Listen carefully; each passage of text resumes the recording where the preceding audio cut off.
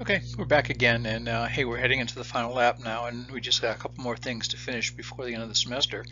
And what we want to do today is talk a little about the female reproductive system, at least get in our word roots, vocabulary, and stuff like that, so we could then talk a little bit more about conditions in a second uh, video PowerPoint regards to the female reproductive system.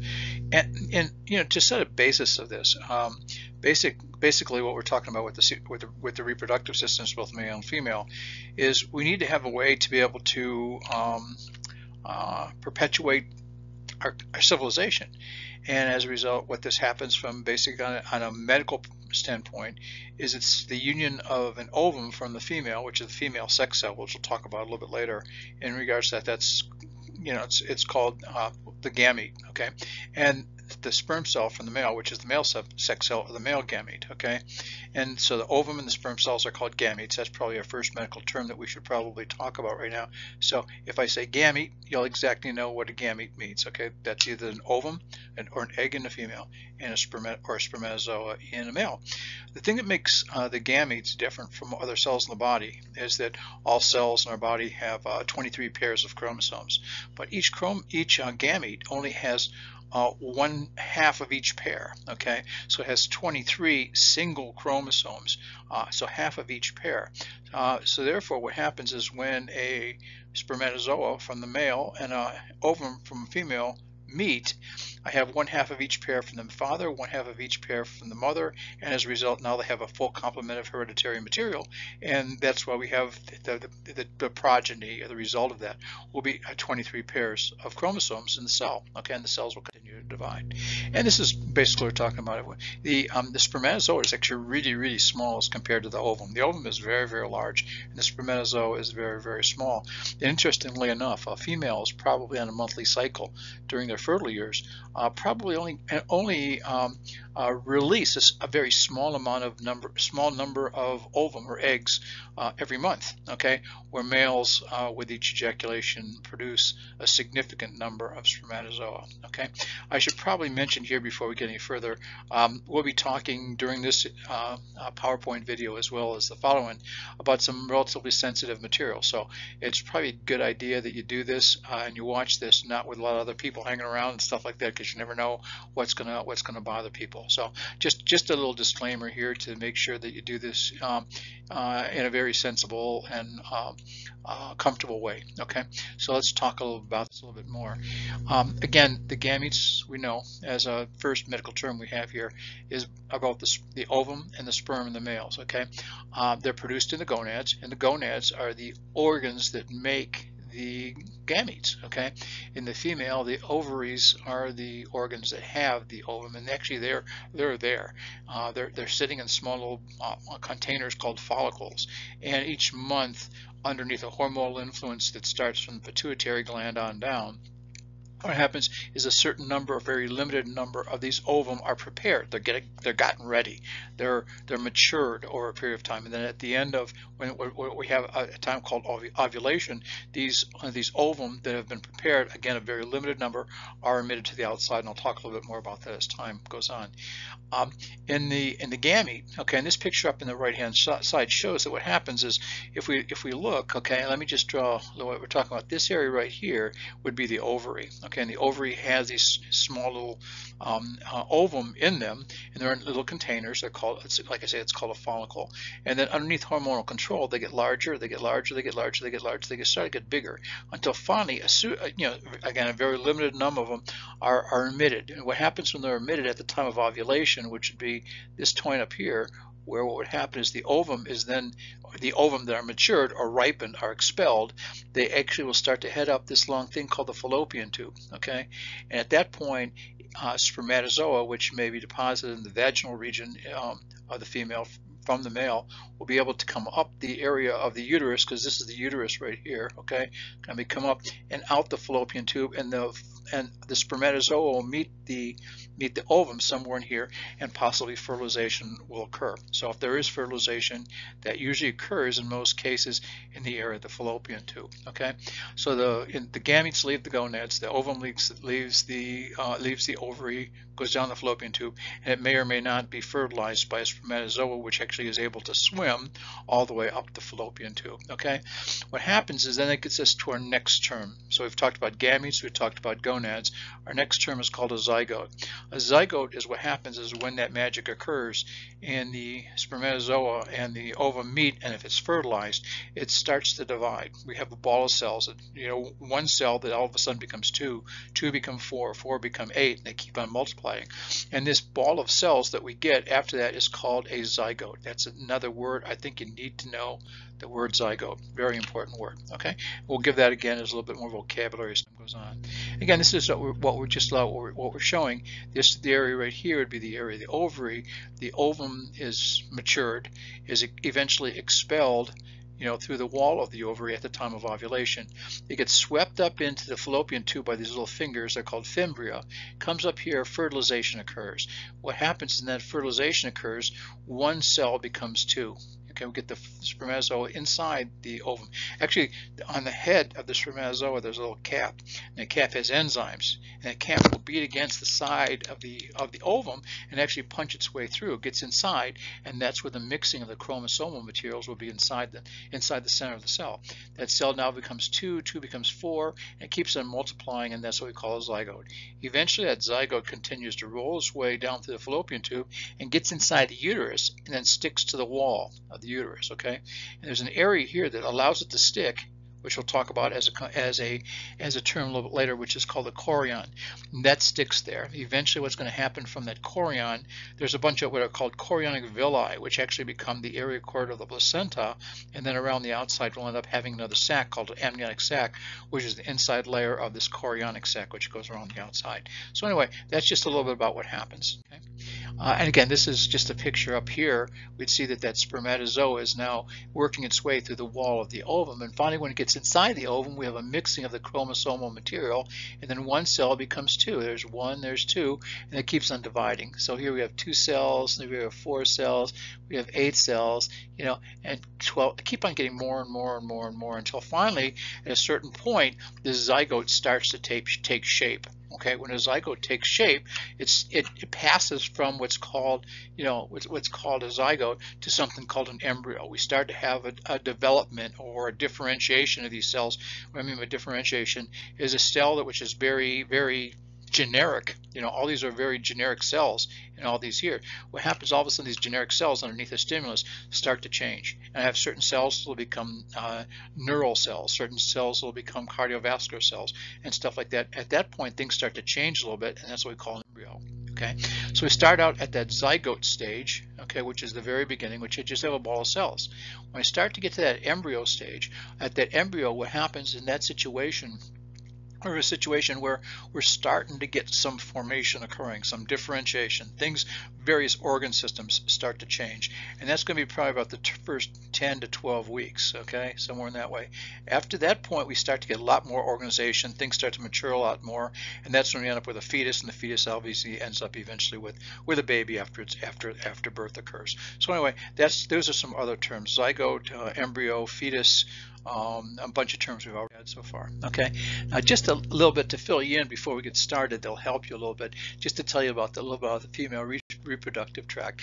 This area right down here, if we look in the picture right here, this little area there, that yellow area, that's the urinary bladder. Okay, and what we find is that the uterus sits and actually is flexed over the top of the bladder, and from the sides, this area that's up at the top of the uterus right here would be called the fundus. That's the very top part of it. And from the top, we have these little wings that come out. Now those little wings are these things right here, and those things are called fallopian tubes. So this area right here would be the fundus of the uterus. These are the fallopian tubes, and at the end of the fallopian tube I have an ovary and I have an ovary. Okay, and they're suspended by some ligaments right at the opening. Now this is still an open area right here, and that's an open tube. So when the ovum is expelled, okay, when the ovum is expelled, it comes out, gets inside the area of the fallopian tube and starts to tumble down. They're little cilia, or little hairs inside the fallopian tube that actually start to carry that ovum down that area of the fallopian tube, and either it's going to be fertilized by a spermatozoa or it's not. If it's not, it falls into the uterus and it's eventually expelled, and that's it. You know, nothing like that. So basically, when I look at this picture, this thing anatomically, let me get rid of these pictures, this my artwork here. Okay, if I'm looking at that, let me just point out a couple structures. So here's the fallopian tube. Okay, here's an ovary. Okay, this right here is the uterus. She comes down here. This is the whole uterus right there. This in here in the wall, okay, is called the endometrium. Endometrium. It's within the wall, the endometrial wall, and that will actually change in size per month under hormonal influence, which then gets thicker and thicker and thicker to prepare this endometrial wall in here. It gets thicker and thicker and thicker. This is called the myometrium on the outside, but that endometrium will be that wall inside, and the endometrial wall gets thicker and thicker and thicker, so that if there is a fertilization, it's a nice place for that fertilized ovum and that zygote to stick to, and finally gets down into the uterus to be able to implant in there. So therefore it creates that chorion. That chorion then develops into placenta, and that amniotic sac is eventually going to surround the embryo and fetus. If I look a little further at this picture, let me get rid of this right here. Okay, let's just talk about the uterus again. That endometrial wall is going to be the wall that's on the inside here, the lines. This area down here, I'm going to put it in blue, this area right down here is called the cervix. It's a little area, like, looks like a little donut, okay, but has a little canal in that, and that canal is open into the area down here, and this area down here would be the vagina. Okay, this would be the vagina, the cervix would be there. So the cervix actually sits inside the vagina. When they do a pap smear, what they actually do is they take cells from the surface of the cervix to test for cancers. Okay, so basically these are the organs that we need to talk about: the vagina, the cervix, which is part of the uterus. The uterus, this is the uterine cavity. It's going to be inside there. Okay, this is the fundus of the uterus up in here. These are fallopian tubes, the ovaries. Okay, and I think that those are those are the major things that you should know right now. Okay, and this is looking from the side. Okay, both of this. So here would be the bladder sitting right here, and you can actually see how the uterus sort of tips over the top of the bladder. Here's the uterus over the top. Here's the bladder here, and here's the uterus sitting over the top of the bladder. Okay, if we look back in here, this would be the area of the rectum. Back here would be the area of the rectum. There's a little pouch back here, okay? A little pouch back here. This is called the rectouterine pouch, or the cul-de-sac. So that's going to come up in some of our discussions a little bit later. This area, let me get rid of some of these pictures here. Let me get rid of some of these lines. The area right here would be the area of the cervix. That's where the part of the uterus extends into the vagina, which is down in here, and the labial region would be out in here. Okay, so again, there's the cervix right here. The vagina would be right in that area. Okay, so that's just giving you a little idea about what we're talking about, and you can go back and look at those as time permits. Let's talk about some combining forms first of all. Amnio. Amnio means amnion. What happens is the baby or the fetus, the embryo and the fetus, after that chorion develops, like I mentioned a minute ago, it further develops further and further and further. And what happens is we start to get the development of what's called the placenta. And the placenta is actually the connection of the fetus and embryo to the wall of the uterus. It separates the maternal circulation from the fetal circulation, and they don't mix. There's a membrane in there that don't let things mix. Things will go across, like nutrients and oxygen and stuff like that can go across the membrane, but the blood can't go from mom to baby. It doesn't happen that way. It's separated, okay? What happens is then that chorion develops a sac. Okay, it comes from what's called a yolk sac earlier on.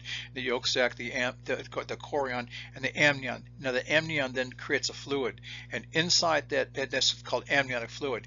And the fetus or the embryo is inside this amniotic sac with amniotic fluid. So amnio means amnion. Okay, which is basically that sac that we have. Cervical we know means cervix, and again the cervix would be this area right there. That's the area of the uterus that protrudes down into the area of the vagina.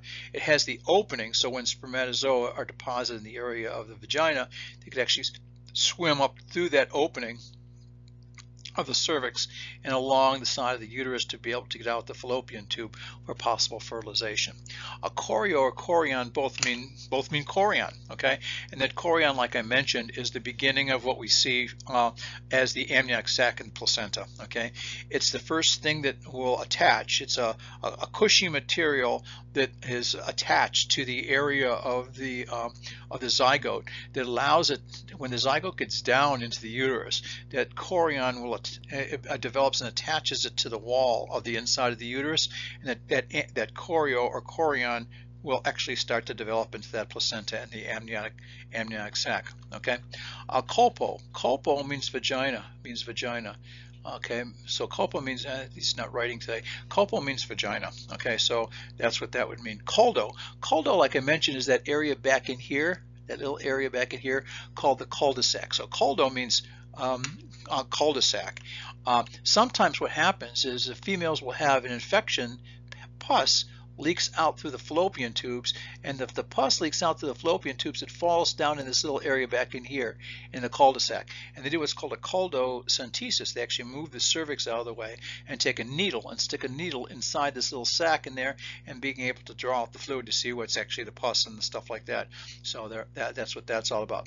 Apesio, okay, apesio means vulva, which is the external genitalia, okay, is the external genitalia of the female. Okay, so what happens is sometimes when the baby's head's coming out the birth canal at the time of birth, the area of the vulvar region, or the opening, the vaginal opening to the outside, becomes so stretched. What they sometimes do is what's called an episiotomy. They actually make a little snip to actually loosen it up so it doesn't tear. So as a result, now the baby's head is coming out a smaller hole that only stretches so far. So to make that hole or that gap for the baby's head to come out, they sometimes just make a little cut, and that allows the baby's head to be able to come out that hole. So apesio means the vulvar region, which is the external genitalia in females.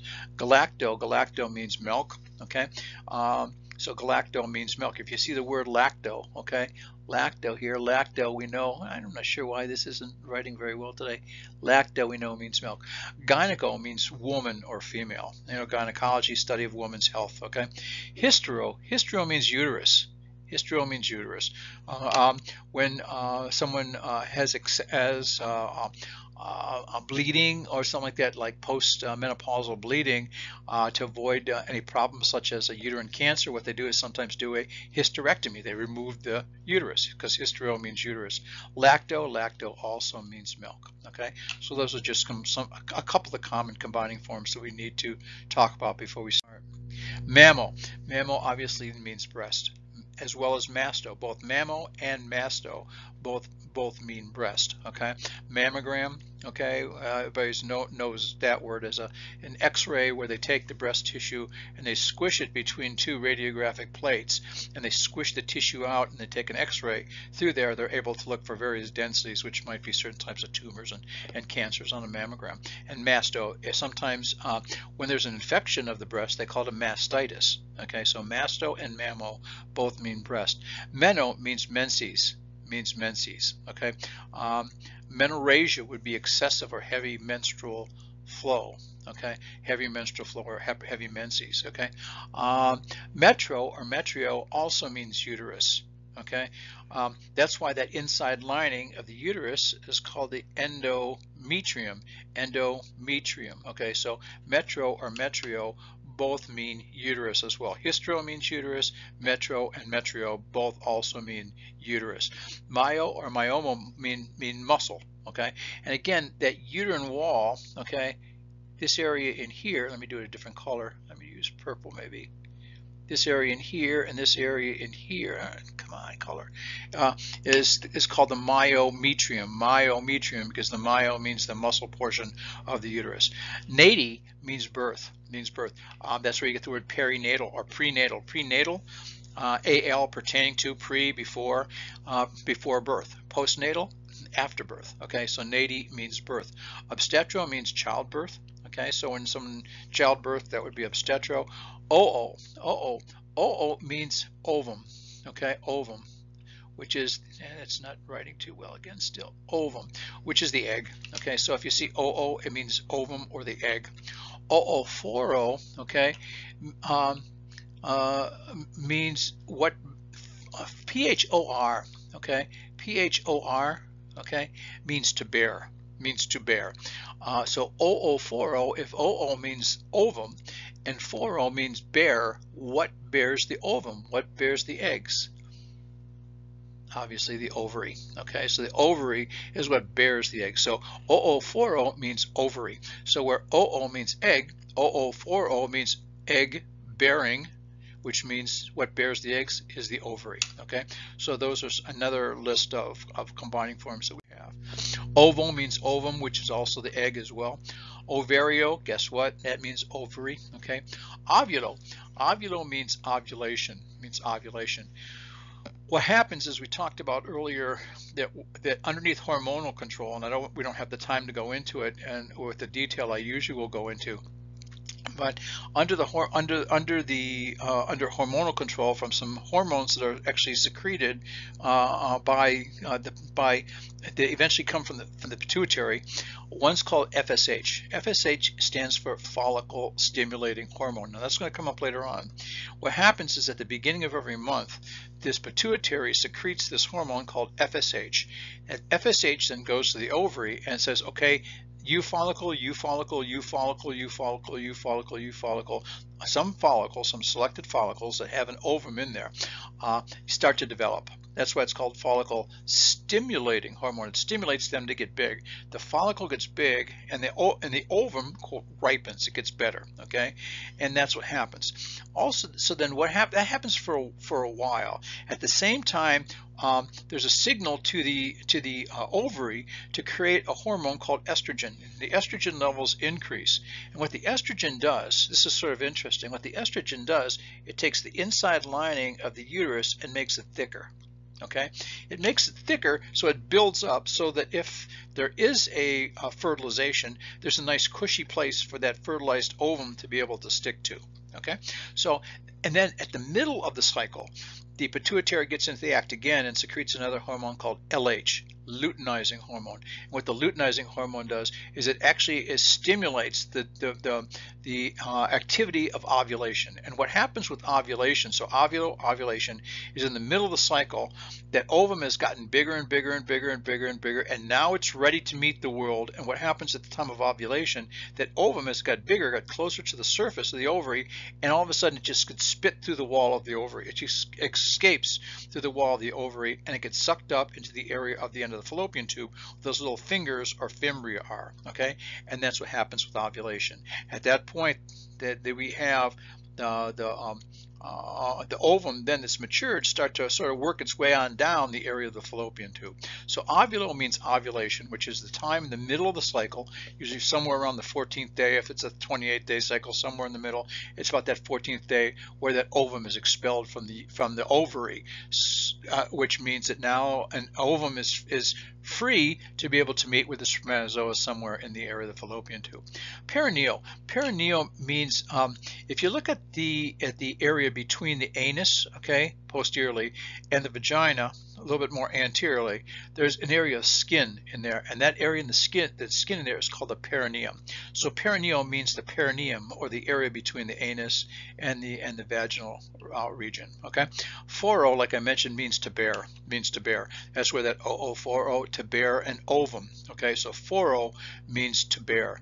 Salpingo. Salpingo is a word root that means fallopian tube. Okay, and again, that fallopian tube is the area up in here where, you know, the fertilization will occur.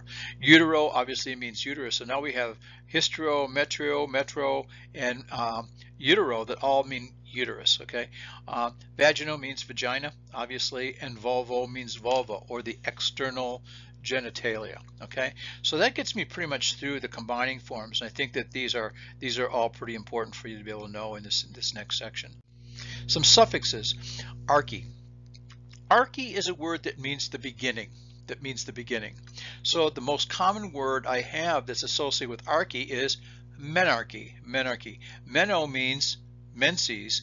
Arche means the beginning. So what menarche is actually the first menses. The age of the first menses is called menarche. Okay, so menarche, first menses. Okay, and we're finding as time goes on, because of physiological and hormonal changes, menarche gets earlier and earlier and earlier and earlier all the time. Sciesis means pregnancy.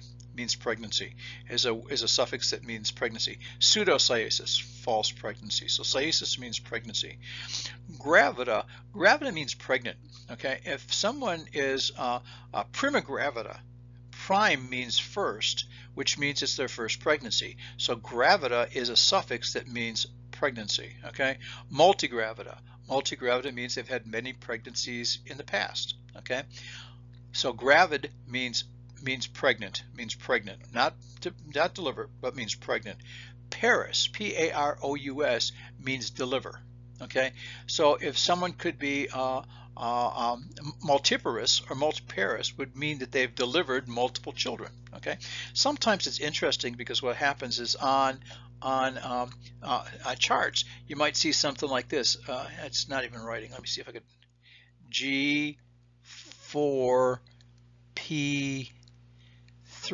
Okay, what G4 means is a female who's pregnant for the fourth time. She's delivered 3, which means that she's still pregnant. She still has one that's on the way. Okay, so what happens is they sometimes use the abbreviation G for gravid, which means pregnant, and P for delivery, or how many children have been delivered. Okay, Rhea we've already had before, and that means discharge. Menorrhea would be a menstrual discharge. Okay, basically that. Salpinx is like salpingo. Salpingo meant fallopian tube, so salpinx means fallopian tube as well.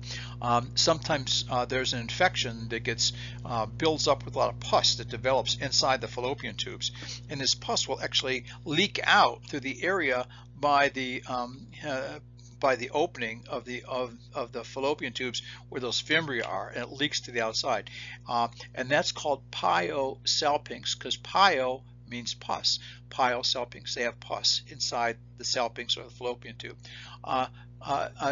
Tosia, okay, tosia means labor. Okay, and what happens is sometimes when they have a difficult or painful or prolonged labor, it's called dystocia. Okay, so tosia means labor. Okay, and that's that process. And what happens in labor, okay, people talk about contractions, how far apart are the contractions and stuff like that, but a lot has to happen besides that. And what will happen is that cervix, which we know is that little area right up in here, come on, this area here, that cervix, what happens is that cervix is pretty thick. Okay, the first thing that happens during labor is that cervix, because the baby's head's coming down the birth canal, it's coming in this direction, down, it's coming down, and that baby's head gets against the cervix and stretches the tissue out. Sort of like it makes it thinner and thinner and thinner and thinner and thinner and thinner and thinner and thinner. It gets very, very thin. That process is called effacement.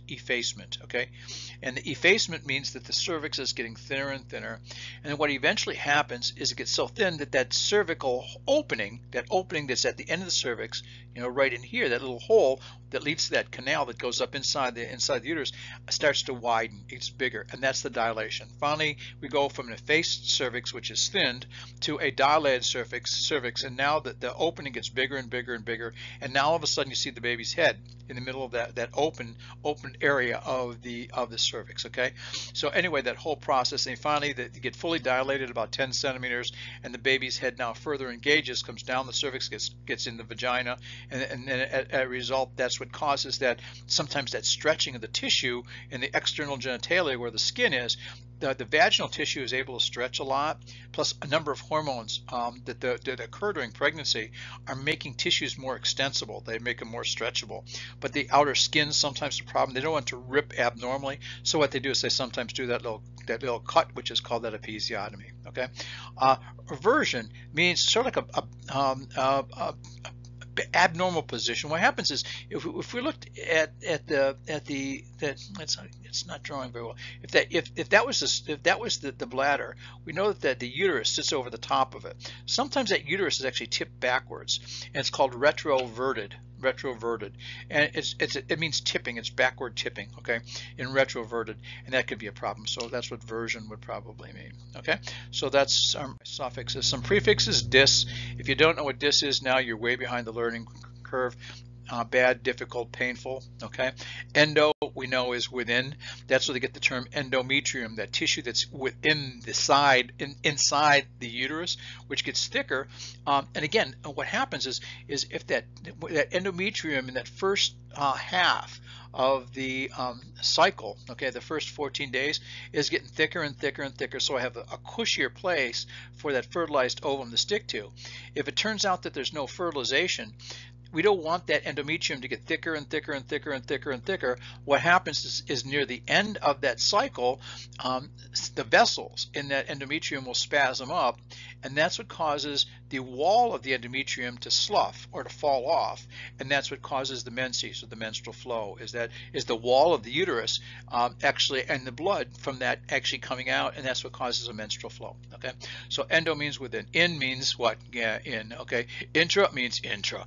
Where that comes in female reproductive tract is intrauterine device. You know, one way of contraception that used to be commonly used and went out of favor for a while and now is coming back is called an IUD, or an intrauterine device. They have something they actually stick up inside the uterus that creates a little bit of an irritation or a problem inside the uterus, so therefore there's probably not a place for implantation. Multi means many, like multiparous, multigravida, you know, many pregnancies, many deliveries. Nulli means none. Okay, so if someone's nulligravida, it means that they've never been pregnant. Okay, pre means before, prenatal. Okay, primi means first as well. Okay, and retro means backwards. Okay, that's where we get that retroverted, where the uterus might be tipped backwards, which then becomes a little bit of a problem sometimes.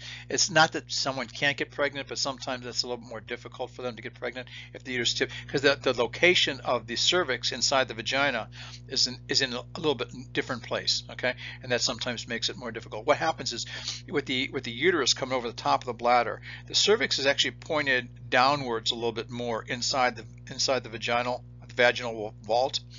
In a retroverted uterus, it's usually at the end, it's facing forward, which means that what happens is when spermatozoa is deposited in the vagina, it sometimes sits in this little pool, and what happens is after intercourse, sometimes the uterus will contract and the cervix actually dips down into the area of this seminal pool, and actually it allows the spermatozoa to have a closer entry up into that little hole in the cervix to get inside the uterus. What happens if they have a retroverted uterus, sometimes it doesn't dip the same way, and it might be a little problems, but that's not what we need to talk about here today. Okay,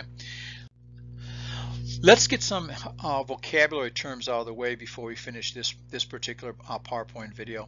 Adnexa. Adnexa, or adnexa uteri, sounds like next to, and that's exactly what it is. This is the uterus. In the picture up in here, this area right here is the uterus. This is what's next to the uterus. This area right here is next to the uterus, and that's what we call the uterine adnexa, or adnexa uteri.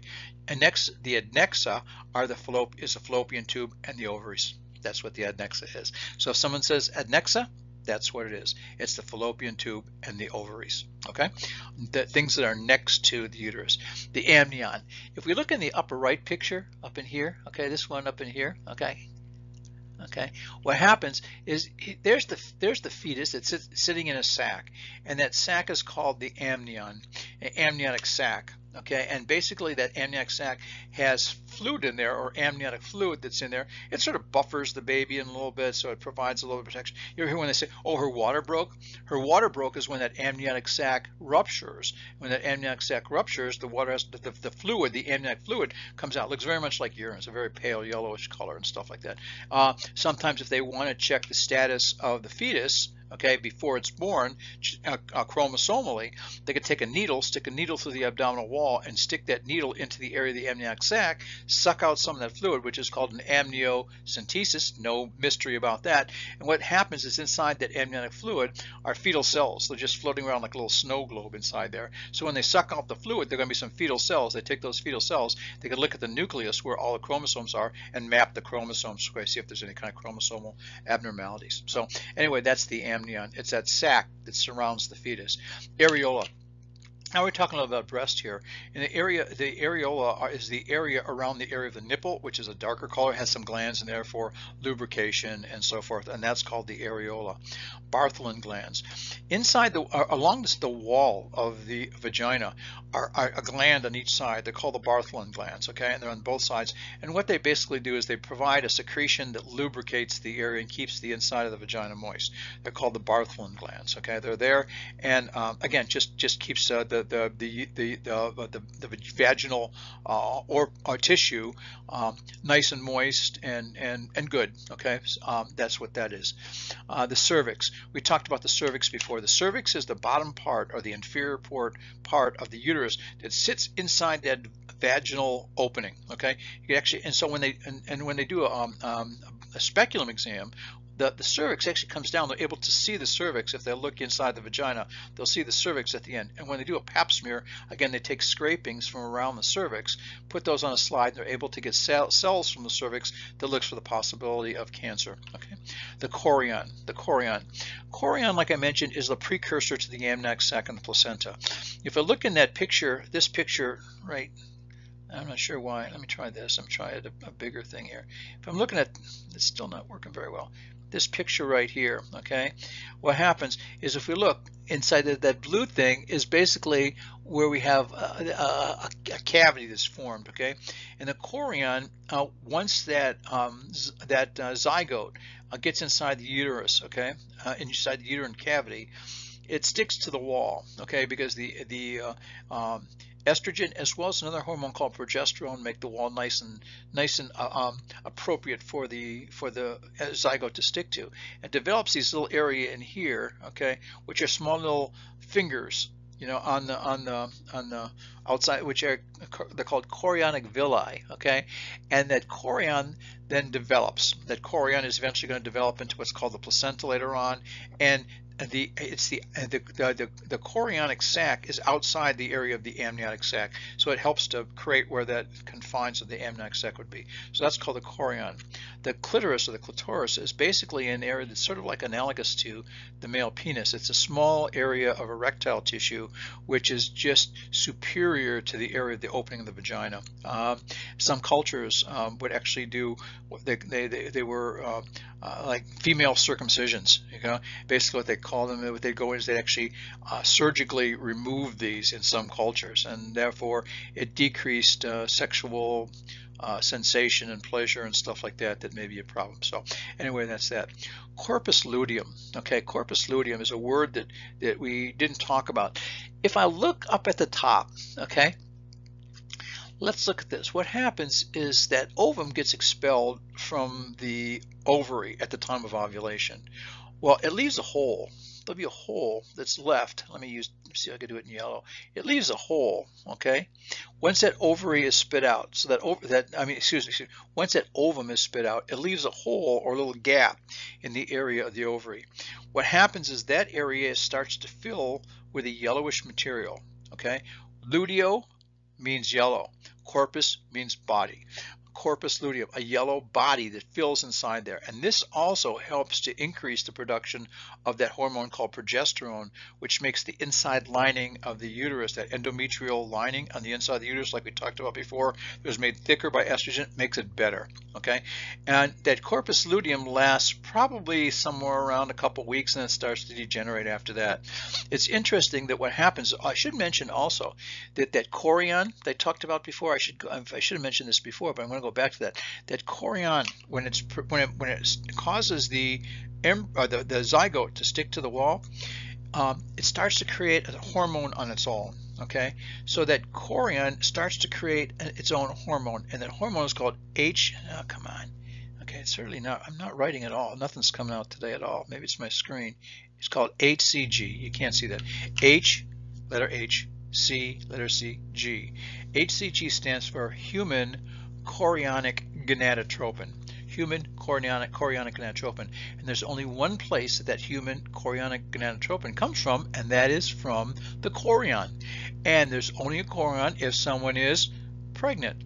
So what happens is that HCG levels build up in the blood, and eventually they spill over into the urine. They're filtered, like we talked about in the last section, at the kidneys, and it ends up in the urine. And what happens is the levels of the HCG in the urine keep on building up, and that's the basis of the home pregnancy test. You take a little urine, and what you do is you put it on a little stick, and it causes a change in the color, or little things come out and it says you're pregnant or you're not pregnant.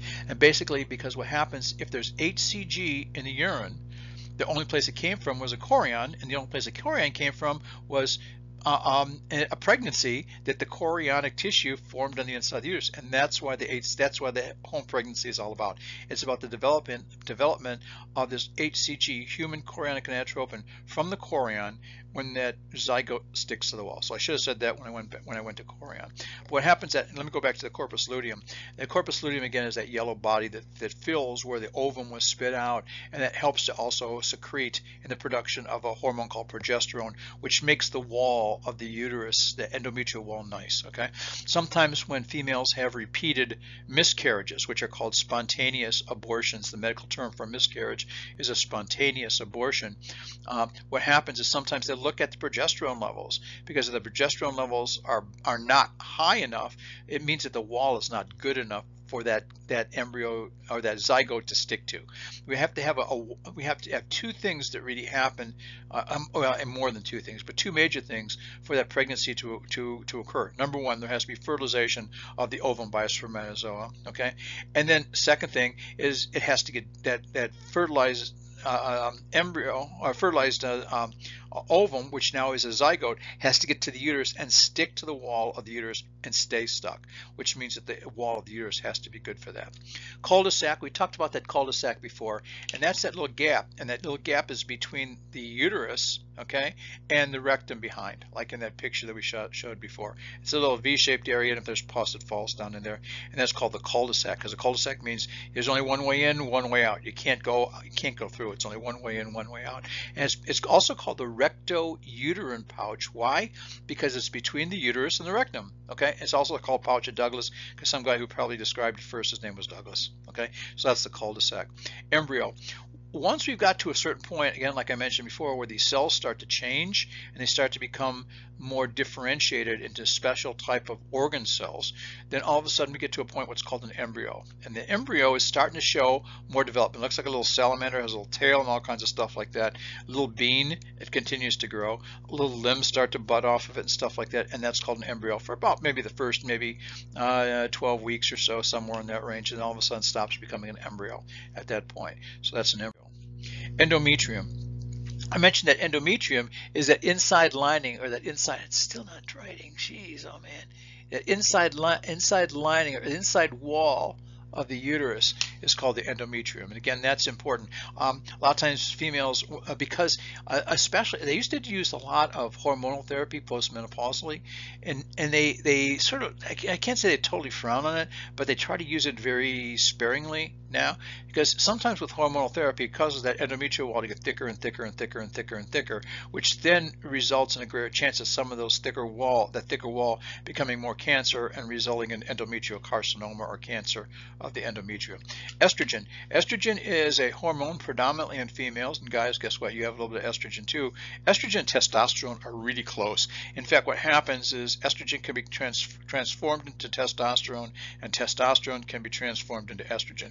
That's why when you see a lot of times guys, when they take testosterone supplementation, what do? They develop, if you see a commercial, if you have been taking a testosterone supplement and developed female breasts, call our law offices. Well, that's one of the problems that we have. What happens, there's an enzyme, okay, called aromatase. And if you see, there's also a thing for a commercial for a cancer treatment for breast cancer.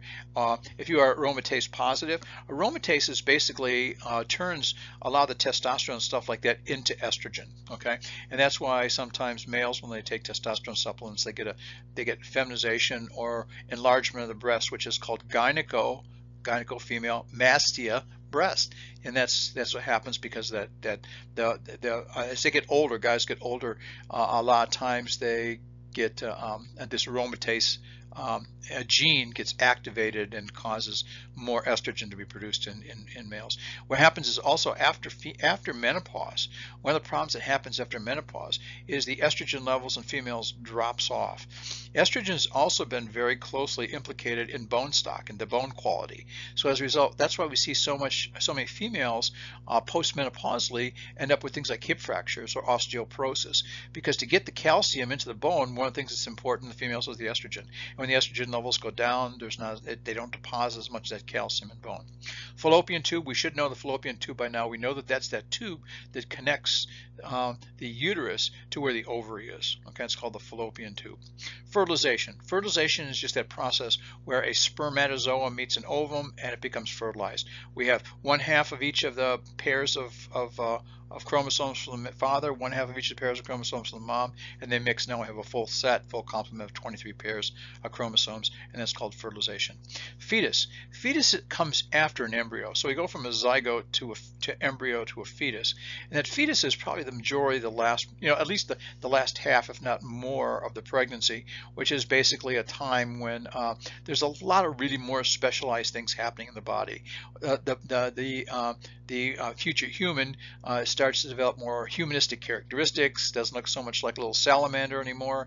Now it looks more human. We start to get a much more precise development of the organ system. The brain gets mapped out a little bit different. All kinds of different things happen in the fetus. Fimbria. Fimbria we talked about are those little fingers at the end of the fallopian tube. That what they do is they actually have muscles that they sweep. They actually wiggle like this. So when that ovum is expelled from the surface of the ovary, the fimbria will wiggle and actually sort of wave the ovum into the fallopian tube, so it could tumble its way down the fallopian tube, picked up by these little cilia or little hair cells that will actually help the body surf that ovum down the fallopian tube to possibly meet with a spermatozoa. Okay, follicle stimulating hormone. We talked about this a little bit before. That's what gets the ball moving. Okay, at the beginning of every month, what happens is that follicle stimulating hormone secreted by a gland in the brain called the pituitary, and the pituitary sends out this FSH, which then goes to the ovary and says, okay, I need a certain number, this is my order for the month, I need this many ovum matured.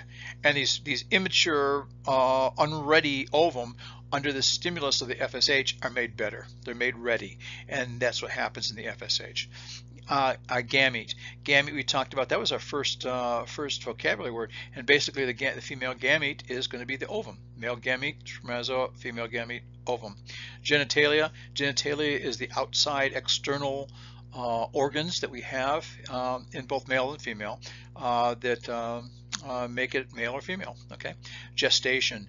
Gestation is a vocabulary term that means the time that we go from a fertilization to the time of delivery. That's the time of development. It's the time in uterus, which is what about 9 months, 40 weeks. So I consider 40 weeks, 9 months the time of gestation. Sometimes if someone is pregnant, what they do is they look at the last menses, and they have a chart that they'll actually be able to calculate when that quote due date is, and sometimes they say EDC. EDC stands for estimated date of confinement, or how long this thing will stay in there. Okay, and that's the gestation. So gestation is the amount of time for the development of the zygote to the embryo to the fetus till when it's finally ready to be delivered inside the uterus, and that's called the gestation. Gonad, female gonad, we talked about before, is the ovary, piece of cake. Gynecology, the study of women's health related problems. Okay, a lot of times you see you don't see the word gynecology as much. You see women's health being a lot more commonly listed as the major topic. Okay, human chorionic gonadotropin, that's basically again, HCG is that hormone that's secreted by the chorion when that chorion develops, when that zygote attaches to the wall of the uterus. It secretes that HCG. That HCG increases in the blood. It then spills over into the urine, and that's the basis of a human or a home pregnancy test. Hymen. Hymen is a membrane that actually covers the opening of the vagina in young females. Okay, this is usually stretched or torn at some point during childhood to adolescence. but sometimes actually has to be stretched or trimmed a little bit to be able to allow opening into the area of the vagina. Labia. Labio means lip, and that's what we have is on both sides of the vaginal opening. There's what's called the labia majora and the labia minora. The minor lips and the major lips. The larger mounds is called the labia majora, and then inside that there's a couple more mucous membrane folds which are called the labia minora. Lactiferous ducts. Lacto means milk, and lactiferous ducts are the ducts that bring the breast milk from the lactiferous glands to the area of the nipple, okay, and that's called lactiferous. Those are called lactiferous ducts. Luteinizing hormone. We talked about this before. That's that hormone that actually takes the area where the ovum is spit out, okay, where the ovum is expelled from the ovary, that area that's that hole or that gap that gets filled with this yellowish material, which is called the corpus luteum, and a lot of that occurs because the pituitary secretes that other hormone called LH, luteinizing hormone. The luteinizing makes this yellow body starts to form, actually also stimulates the process of ovulation, and that yellow body, that corpus luteum, is what actually helps in the production of that other hormone called progesterone, which is also very helpful to not increase the size of the endometrial wall, but to make it better, make it more glandular, so there's a better sticking of the zygote to make a chorion on that wall. Okay, mammary papilla. These are the small little bumps in the areolar region around the area of the nipple that are basically for lubrication. Menarche. We talked about menarche, first menses. First menses is when menarche is called menarche. Okay, first menstrual period, the age of first menstrual period, menarche. Menopause. Interesting thing enough, males can continue to produce spermatozoa for their entire lifetime. Okay, not saying that they're always good. You know, as you get older, the production of spermatozoa goes down. They're not always viable. They're not always normal in shape and size and ability to be able to swim and stuff like that. But females have a certain limited amount of ovum, and once they run out, that's it. What happens is at that point the ovaries don't make as much estrogen, and the estrogen levels go down, which causes a number of things. All of a sudden in menopause is not a date, but it's actually a period of time from maybe 6 to 9 months where a female will go through progressive changes to where their menses will become fewer, far between, more irregular, and eventually stop. When menses stops, that's the end of that menopausal period. Therefore that puts them into the post-menopausal period. So that menopause is that time when the estrogen levels are going down because the ovaries run out of ovum. You can't call Giant Eagle and have them deliver, okay? They're gone. As a result, that's what we see with menopause. Results in other kinds of things such as vaginal drying, loss of calcium from the bone and not being able to redeposit it back, a number of things that happen with menopause. But that's basically what menopause is all about. Menstruation. Menstruation is that thing that occurs at the end of every cycle, and we don't want that endometrial wall to get thicker and thicker. We want to eventually refresh it. And so what happens is when these hormones stop, estrogen stops. Estrogen sort of like just stops. Okay, if there's no pregnancy, the estrogen that's being produced by the ovary goes down. Okay, the progesterone levels fall, and what this does is stimulates various what are called prostaglandins. And these prostaglandins cause the vessels in the wall of the endometrium to go into spasm. That's why sometimes females will get premenstrual cramping. It's these vessels that will go into spasm, and what it does is it decreases or changes the blood supply to the endometrium, and the endometrium then just falls off. Okay, that endometrial wall just falls off. That's why females with premenstrual cramping, what do they take? They take an anti-inflammatory like Motrin or Advil, simply because what they do is Advil, Motrin, anti-inflammatories, they block prostaglandins, and that's why that works. Okay, so anyway, that's what happens with menstruation. It's sort of like a cleansing of that inside lining, that endometrial wall, only to start again. Okay, and that's that. Myometrium. Myometrium is the muscle involving the uterus. So the uterine wall is a muscle, and believe me, females know that during labor when that muscle contracts. Okay, and that's called the myometrium. Okay, sometimes they get benign tumors. There are big, large tumors. They're called fibroid tumors. Okay, or leiomyoma. Okay, that are inside the wall or outside the wall of the uterus, and that's basically a change in the smooth muscle that makes up that uterine wall. Okay, neonatology. Neo, new, nati, birth, ology, study of. So neonatology is basically the study of a child after the first, about the first month, first 5 weeks of life. It's a whole different section, a whole different type of medicine. And the reason why is when a child is born, guess what? They're still not ready. They could have used another couple weeks, to sit there and prepare.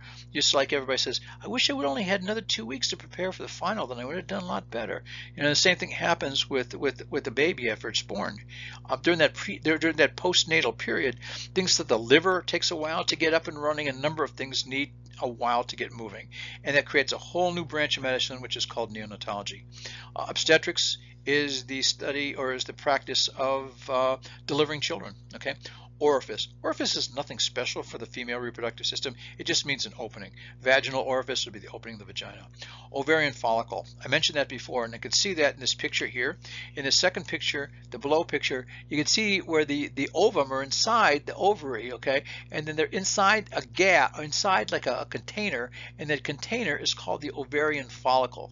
Okay, called the ovarian follicle, where this is, and that's the follicle stimulating hormone with the follicle, with the container, with the with the ovum inside, and it stimulates it under the stimulating of the FSH. Ovary is the female gonad, as we talked about, and that's that organ in females that actually have the ovum. That's where it's that OO40, ovum bearing.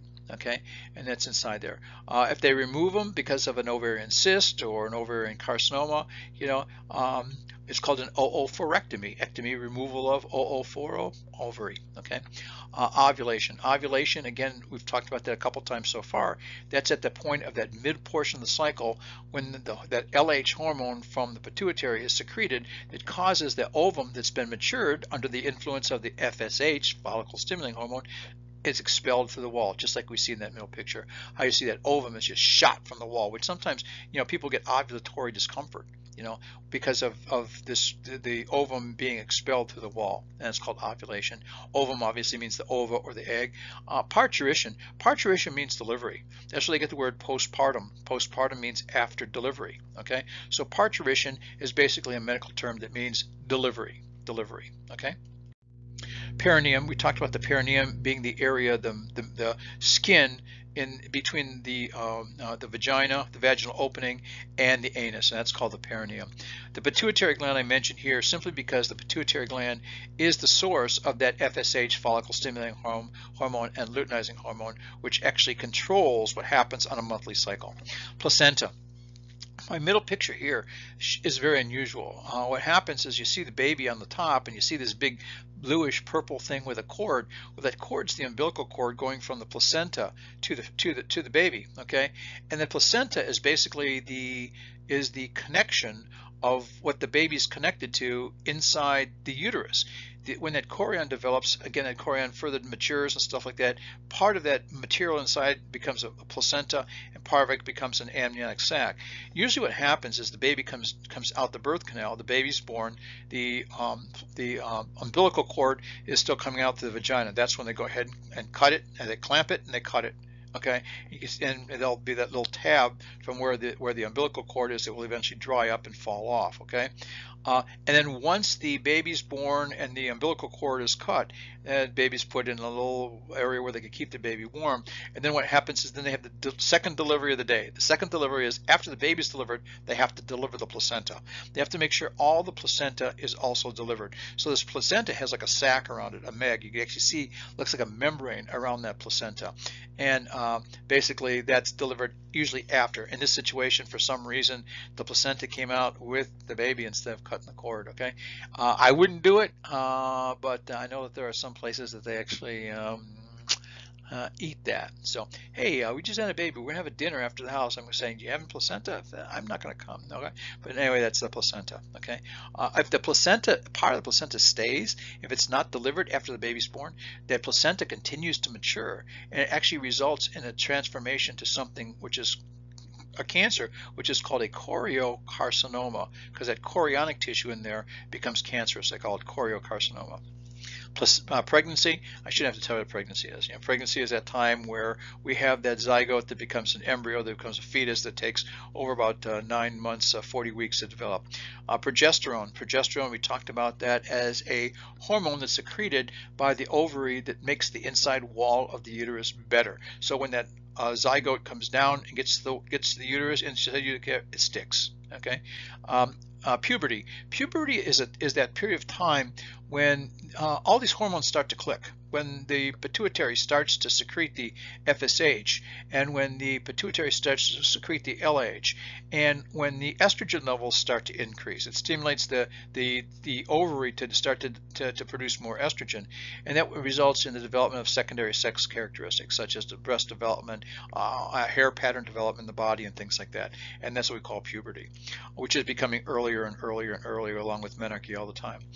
Uterine serosa is just a membrane that covers the outside of the uterus. I wouldn't worry about that a lot. Uterus, I shouldn't have to tell you what the uterus is right now. Vagina, I probably shouldn't have to mention much about the vagina, because you know what that is. That's the opening to the outside. Okay, and that's what the vagina basically is. It's for deposition of spermatozoa to be able to create and procreate, as well as part of that birth canal, the last part of the birth canal where the baby has to come down before it's born. Okay, vulva is the external genitalia in the female, those labia majora, the labia minora, and zygote, we know, is that first little ball of cells that came after that ovum was fertilized. Okay, and that gets me pretty much through my vocabulary terms.